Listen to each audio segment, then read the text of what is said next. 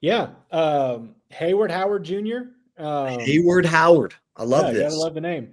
So his dad actually was a defensive lineman at Ole Miss back in the day. So he's from New Orleans. Everyone thinks, oh, LSU, but his dad's actually an Ole Miss guy.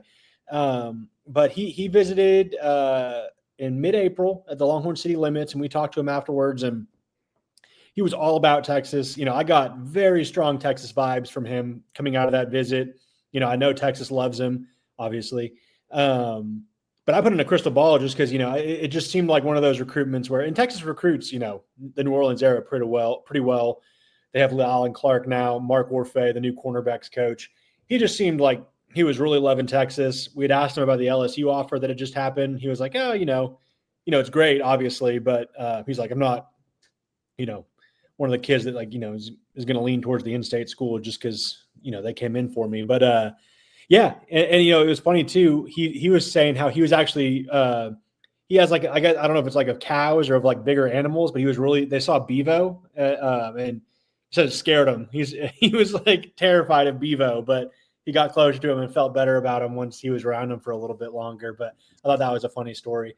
But no, I mean, 6'2", 170, 6'5" wingspans. We talk about Cade Phillips all the time with his insane length. I mean, this kid, we're seeing a trend with what Texas likes at cornerback. They like these really lanky kids that can play out on the boundary. It's exactly what Howard is. And, his tape's really good. He's a 3-star, but, I think any kids that come from Louisiana, Southern Louisiana, are different kinds of football players. Like these kids can play regardless of the ranking. So I think he's probably going to move up. He plays at a powerhouse high school in New Orleans and Edna Carr. He's played against D1 receivers throughout his whole high school career. So I think it's a really good take. We'll have to watch him because I'm not sure his recruitment's over. I don't think anyone's recruitment's over really in May. I'm sure LSU is going to try to flip him. Miami is trying to, get him in on an official visit as well. So probably going to be one of those recruitments we have to watch for a while. But he said he's sold on Texas. Loves Coach Orfe. Loves the staff. Alan Clark obviously is the edge coach, but also from Louisiana, so he recruits those guys really well. Also, so I think it's a really good take and a good way to start the secondary class. Hank, one of my favorite things is guys like Gunnar Helm, who were 3 stars and then make it big. And now you're seeing Gunnar Helm, who just got drafted. You think about Howard, and a lot of people are just going to look at the ranking, but clearly Mark Orfe, Pete Kwiatkowski, Dwayne Akina, Sarkisian see something in this guy. And you talked about his measurables and stuff. Just talk about how these guys see diamonds in the rough, you will, when it comes to some of these players, and just knowing and trusting that, this guy has it. It just might not blossom yet. We could bring that out of him because we believe in our coaching.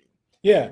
I think it starts with you see a kid, you see his measurables, you see the tools that are there. I was talking to his head coach and it was like, having a 6'5" wingspan, that's rare. So the tools are there. You look at his competition level, who he's playing. I mean, I forgot what the wide receiver's name is. He's at LSU right now. But I was asking his coach if there was one specific moment that he knew this kid was going to be special. And he said he was guarding this kid one-on-one in the red zone in practice. A kid that ended up going to play at LSU. I think he's a sophomore receiver at LSU now. But he said, he had him pinned and one-handed, picked it off and returned it for a touchdown. He's like, okay, this kid's pretty good. But, I mean, the measurables are there. He has legit testing data. Texas has obviously gone out to see him a few times.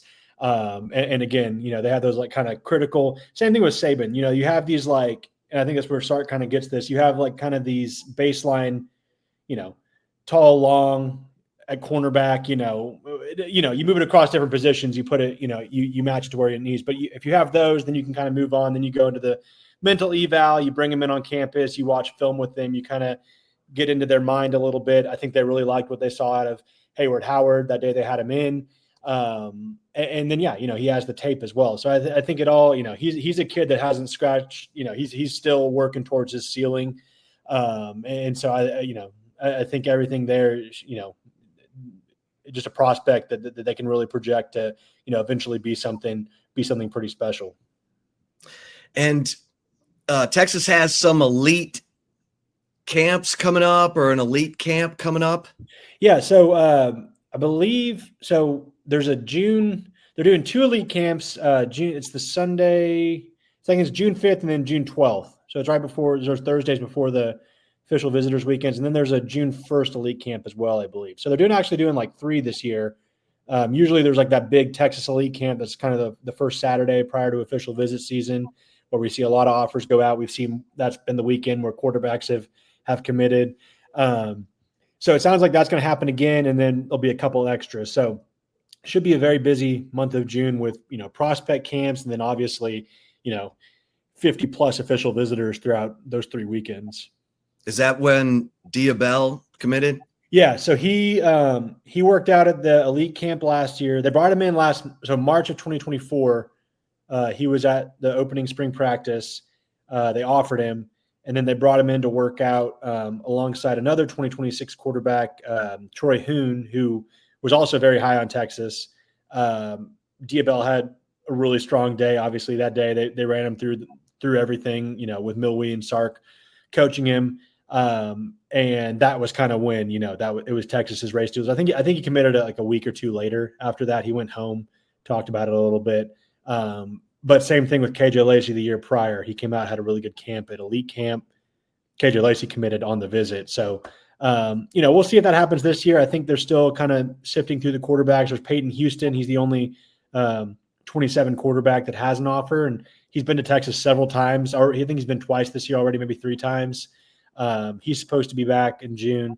So, as in terms of guys who have offers, he could be, the most likely if Texas is ready to accept his commitment, or, if he wants to commit. And then there's some interesting younger 27 quarterbacks, whether it's Colton Nussmeier, who's Garrett Nussmeier's younger brother, Gunnar Rivers, Phillip Rivers' son. Neither of those guys have offers yet, but, they also haven't thrown for the staff yet. So, it could be just a matter of time. Then there's some other guys like Malachi Ziegler, Kavian Bryant, and then, we'll see if any other guys pop up. But yeah, some interesting names at the quarterback position for 2027. Are there any 27 quarterbacks that you love? I've seen, I really like Malachi Ziegler. I saw him throw live at Elite 11 in March. He throws the ball with a lot of zip. He seems like a guy that could, eventually get more interest from Texas. I know he's talking to Texas, but probably a guy that needs to come in and work out, which I think he plans to do for that elite camp or one of the elite camps. Peyton Houston, I think that kid's a stud. He's smaller. He's kind of more of that kind of like Bryce Young mold, but every outing I've seen him throw live like 3 times now. And he's typically, one of the top 2 quarterbacks in attendance, regardless of whatever event he's at. So he's impressive.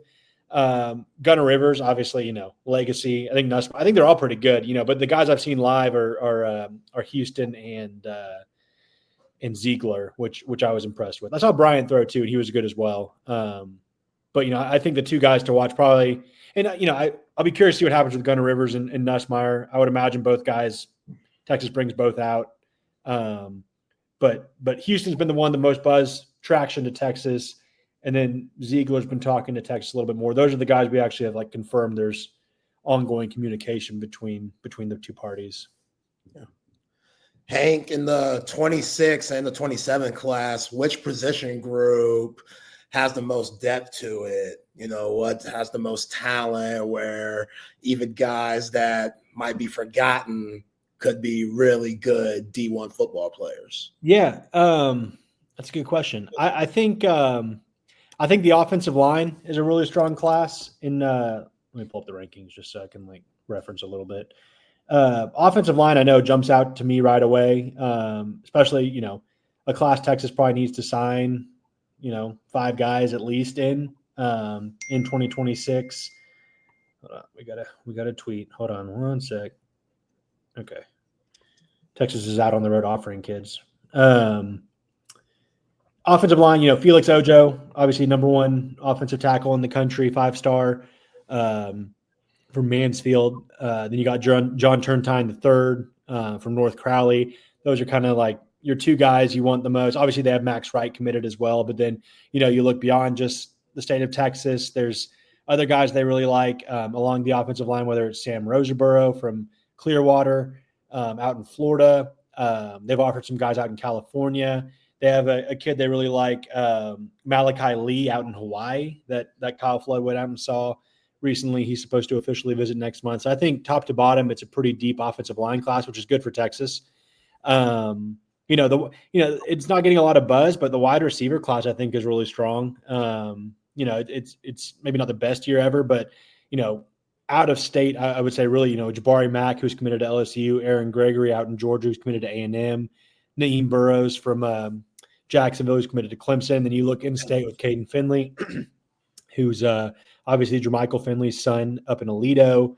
And then, some guys on the West Coast as well. But, wide receiver, offensive line, I'm looking. I think tight ends, it's not a ton of tight ends, but it's a good tight end cycle in terms of like guys that like Texas, really. Mark Bowman, who's a stud, he reclassified from 2027 to 26 from Mater Dei High School. Hezzy Kent, who's like, he might be the most fascinating guy just because in terms of like measurables, he's like 6'4", 300 pounds, and he's only recruited as a tight end. Like, so I think some schools want him like as an offensive tackle. He wants to play tight end. And when you stand next to him, like he doesn't look like he's 300 pounds. Like he looks like a very fit, athletic, trim 300 pounds. So that could be a really interesting, kind of weapon you bring in. These jumbo athlete crazes we've seen come here and there. Like Hezzy Kent could be a really interesting guy out in Georgia. Caden Prothrow out in Georgia, number 2 tight end in the country. There's a kid at Duncanville, Zachary Turner, a tight end they're showing interest in as well. Probably not a top target, but certainly one they're interested in. And then linebacker, there's some really good linebackers in the class, whether Tyler Atkinson out at Grayson, Xavier Griffin out in Georgia. So, there's certainly some elite talent in this class, but I'd probably go offensive line first. Okay. What about my big interior defensive lineman? We got any buzz going on? So they're working on it. It is interesting. I need to do a story on this because there's like a lot, you obviously want to recruit the state of Texas first. That's kind of your lifeblood in recruiting. But like you look at this official visitor list for June, it's a lot of out-of-state kids. Like maybe the majority are out-of-state kids. I need to actually dive into the numbers and actually look at that. But in terms of defensive linemen, they have, guys from Alabama they really like, Vodney Cleveland, Emmanuel Ruffin, both 2 kids that, pushed 300 pounds that were on campus last month. A kid that's kind of growing more buzz, trending to Texas, Kendall Gerville from Fort Myers, Florida. He was on campus last month. He talked to one of our reporters, Brian Doan, said it was a 10 out of 10 visit. I saw he told another outlet that I think he told On3 that they were his leader afterwards. So that's another interior guy they really like. I'm curious to see a guy like Jamion Winfield, who's up in Richardson. He's actually committed to USC. He committed pretty early. So I'm curious to see if that stays a thing with Texas continuing after him. He's a really talented kid. Originally from Mississippi, moved into Richardson and is committed to USC. He was at Texas earlier this year for Junior Day. So he's another interior guy. Then I'm looking down the list. James Johnson out of South Florida, a guy they like on the interior. Jaraylon McCoy from Tupelo, Mississippi, 3-star. Again, Louisiana, Alabama, Mississippi, 3-star defensive lineman from there. Go get them. Like those are the guys you want. Load up. So we'll see how that all works out. I think we'll have a clearer picture in terms of, where they stand with some of these guys. Like last summer we entered it kind of thinking Josiah Sharma, Myron Charles, and a few others were kind of the guy. Ended up being the guys. Took a minute because they both committed elsewhere first. But, this year is not as clear-cut as who are going to be those guys, but they're in the mix with a bunch of them. So CB says USC is killing it. Yeah. What the hell's USC doing? They've been lost at sea for a couple of years. Yeah, they got a new GM who's doing a good job, but the onus is now on them to keep the class together. You get all these early commitments. That's great. It's not really decision-making time right now anyway. So, now let's say you have a rough season. These kids are all going to jump ship. Like it's, we saw, Justice Terry was committed to USC for a minute. And Texas is recruiting some USC kids. Winfield, we just mentioned, Xavier Griffin, the 5-star linebacker committed to USC.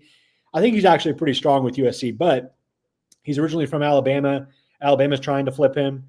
And then Texas is in the mix too. Like they got him out on campus with his mom. I think they're probably going to get him back for an official visit as well. I'm told it's not scheduled yet, but they're working on that. So, just keep getting these guys on campus, keep getting them familiar, and hope that Georgia to Los Angeles is too big of too wide of a gap for travel. So we'll see. Yeah. Hank, who is Daniel talking about right here? Yeah. So Tiki Hola, he committed. He's from Bastrop. So as I understand it, Texas liked him. I'm not sure they were really putting their foot on the gas for him. He just committed to Notre Dame. That kind of, after junior day, I think in January, there just wasn't a ton of buzz, connecting him to Texas. I think he's a really good player. I think he's, Notre Dame's probably a really good fit for him. I think Texas just, decided to make their priorities elsewhere. Not to say they didn't like him, or maybe they were just a little bit slower in the eval process with him, or, when they wanted to push for him. So, yeah, he ended up at Notre Dame. High or Cedar Creek? Okay. No, he's Bastrop High School. Yeah, okay. So talented kid. For a while we thought he was going to end up at Texas, but it seemed like they kind of faded out a little bit with him. Whether I don't know which side more it was, but it didn't seem like Texas was really pressing too hard for him here the last few months. He's a defensive tackle, 4-star defensive tackle, Tiki Hola. Yeah, and you typically want to keep your Central Texas talent in Central Texas. So and again, maybe they come back in October and they're like, hey, we actually really like you, Tiki Hola. Not to say we ever didn't, but we're gonna try to make it a little more competitive to try to get you, and we'll see. But I think Notre Dame's a pretty good landing spot too. There's worse schools to end up at than Notre Dame for sure. Yo, yeah. Tiki Hola, that sound Polynesian. Where you at, Johnny Nansen? What's going on? Yeah. It would have been easy, The Poly Whisperer. He's working on some guys. There's he was out in Hawaii with I don't know how to say the kid's name, but Talanoa Ely. That's a good sign. The fact that you don't know how to say his name is a good sign, because I still don't Talanoa Ely. I like it. Yeah, and then what position he play? He's an inside linebacker. So we actually put him in our mock class on Monday. Just linebacker's kind of hard to kind of figure out right now. I think one guy we feel really good about is Kosi Okpala from Maid Creek. I think he's going to end up at Texas. Beyond that, it's tricky to kind of piece together who else it could be. I think we'll know more in the summer, but a spot they probably need to sign 3 kids at least. Two cycles you get Anthony Smith in 24, and then you only take 2 out of high school in 25. So probably need to reload the cupboard there with Anthony Hill, more than likely going to be a top 15 pick next year in the NFL draft. So, yeah, you got to hope Brad Spence doesn't have such a good year that he leaves after his junior year. True. Because you got what, Zay? What? Why would leave Texas? He's a junior. He's draft eligible after this season. The dude's got skills. Oh, man. You got to up that price with him a little bit if he has that good of a year. All right, that's fine. He's not on the PFF top 200, so okay. See, that's good. I like that. Under the radar. Hell, somehow Anthony Hill didn't make the Butkus finalists last year. It's like he's under the radar, for God's sake. All right. It's ridiculous. So, yeah, the needs, Hank, you said they probably need 3 linebackers. You said they probably need how many offensive linemen? I would say at least 5, if you look at it, because they took they had 5 committed last year before signing day, and then John Mills flipped to Washington, so they took 4. They had Brooks, the Coleman twins. Who am I missing? Why am I blanking out on the 4th offensive line? let's see, Nick Brooks and Jackson Christian. Jackson Christian. Yeah. So, I would think they'd probably target 5, and it makes sense. They have Nick Robertson, they have Max Wright committed. Got to imagine, they're going to get one of Felix Ojo, John Turntine. I think they're going to get both. That's 4. And then maybe a guy like Sam Roserborough. And then, maybe if there's another guy that's just like too good to pass up on. So that's a pretty strong class. You have 3 tackles, 2 interior guys. And, the tackles are, Turntine can probably – people think Turntine's an interior guy. We'll see. Texas is recruiting him as a tackle. So, but yeah, so I think 5 offensive linemen. I think at least 3 linebackers. The good thing about defensive line is they got some guy, they have some like guys with some eligibility remaining. Yeah, they're backfilled.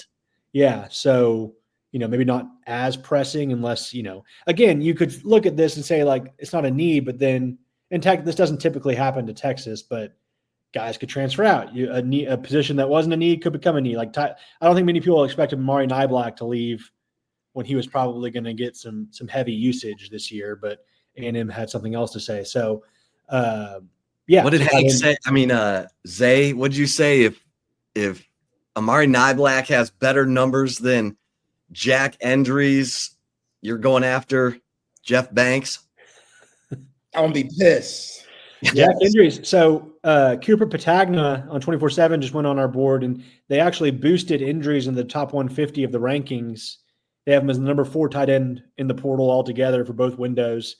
And then PFF actually had him as the number 67 draft prospect entering 2025. So he was my dark horse pick for first Texas Longhorn drafted next year. I feel like he's going to have a huge, huge year. Yeah. As long as, you got him. I would imagine he and Arch are going to have pretty good chemistry, but, we haven't seen it yet. So you don't know just yet, but I think they'll be fine. Yeah, he's a redshirt guy. So he's actually about to play his 4th year of college football, even though he'll probably be listed as a junior. So you got to keep your eyeballs out. He played the most snaps of any tight end in the country his second year, his sophomore year, redshirt freshman year. He played like 800 and something snaps, which was the most of any tight end in the country. He's a former walk-on, so right. You got to like that about him too. But yeah, it'll be. I'll be curious to see how he fits in this offense. Yeah, I like that. I like that Endries has played a lot of football. I like that Emmett Mosley, the 1, 2, 3, 4, 5th, came in and was like just a dog. Yeah. 6 touchdown catches as a true freshman, 3 of them on 4th down. I like me some Emmett Mosley, the 1, 2, 3, that 4. really couldn't have worked out better for Texas. Like they were on him, like the portal window wasn't even open. I mean, obviously it was open for Stanford because they fired their head coach. So that's why they were able to recruit him. But like Emmett Mosley kind of just falls into your lap. And not to say that didn't work for him, but I mean, that's about as good a receiver you can get, I think, out of the portal. Kid with multiple years of eligibility, proven stats. Like, I think that was a big win. Great athletic bloodlines. Yes. Mom won the Heisman for women's soccer, for crying out loud. He's a stud. So yeah, I like that. Zay, you got anything else? Yeah, Hank. Last one for me. When you think about this Texas coaching staff and all the new additions that they've added, what have you been hearing from some of these recruits when they talk about these coaches and that process? Yeah, pretty positive things. Like you can kind of see the guys that are like really taken, like that just like thrive on the road. Like I think Alan Clark's one of them. He's a guy that I think just like loves to be on the road. Like he's the coach we've seen the most out. Like he's taking pictures of the guys. Like he's young. Yeah, he's young. He's got the energy. So I think he's really taken on that role well. I think, he's going to win some recruitments for Texas. So I think, he was a big part of Hayward Howard. So, I think he's a guy that's really, impressed. I've heard really good things about Mark Orfe. The kids really like him. Like, obviously they got Hayward Howard to commit, but like Samari Matthews, who's a big cornerback target out in North Carolina. I mean, he came in, offered him, I think he was one of his first offers from Orfe. kid immediately put Texas in his top 4. I think Texas is leading for him. Like, that's how much he liked Mark Orfe. So I've heard really positive things about him. What's that kid's name? Samari Matthews. So he'll be on an official visit in mid-June. Another kid that's like, 6 foot plus, long arms, like the Texas cornerback mold. So that's one. I think Chad Scott's done a really good job. I think, obviously it's tough to come in and fill the shoes of Tashard Choice, who was probably, your ace recruiter on the staff. And, he immediately got Texas back into contention with KJ Edwards, probably leading for KJ Edwards, who's obviously a top 50 running back in the country. Xavier Crowell, who's one of the top running backs in the country. After Choice left, he canceled his OV. Chad Scott got on the phone with him, got him to reschedule the OV. I still think the kid's going to Alabama, but they're going to get him in on a visit. Maybe, crazier things have happened in recruiting, so that's something to watch. And then, they got in the mix with this Derek Cooper kid down in South Florida. I think South Florida.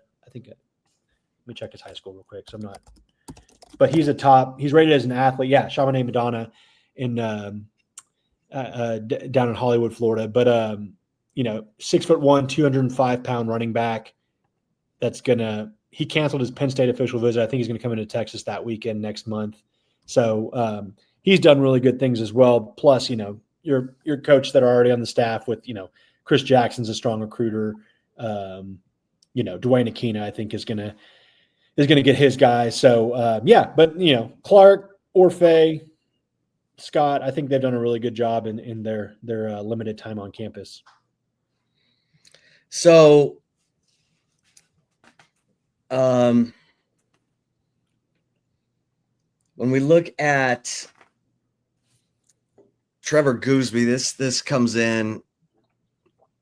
CB may only get 1 year of Trevor Gooseby. He's that good. What are your thoughts on Gooseby and just how talented he is replacing Kelvin Banks? I mean, I think we saw it with, coming in for Banks against A&M.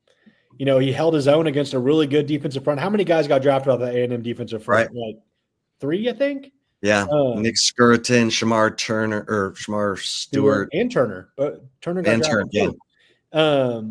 I think that just goes to show you right there that he came in and when Cam Williams got hurt, he was able to flip sides. Like the versatility. I agree with Chris. Like, I mean, if he has a pretty strong year, I think he's going to get some big time draft buzz. I mean, we saw it didn't work out in the end for him. He still got drafted, but earlier this year, Cam Williams was getting top 15 pick draft buzz early in the season in his first year starting.